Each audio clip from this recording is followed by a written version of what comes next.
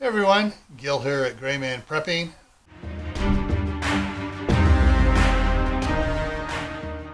On this episode of Your Prep for Today, I'm going to talk to you about something for those of us that are getting a little older, or for those that have problems with their hands and wrists and need a little help opening up jars and stuff. All right. There are different ones, brackets you can mount underneath a shelf where you can put your thing in. You got to muscle it and turn the jar by hand. But what I want to talk to you about is an electric jar opener. There are a bunch of different models out there.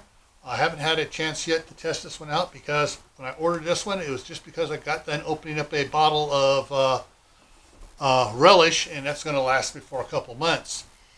But when it comes to opening up jars and stuff, you might want to consider getting one of these, especially if you're getting up there and you've been struggling trying to get them open, because sometimes when you're using the knife to tap on the lid to try to get it to spin, you can crack the jar, the lip of the jar underneath. All right, so that's just a suggestion. And if you say, well, I don't need it, I'm in my 20s or I'm in my 30s.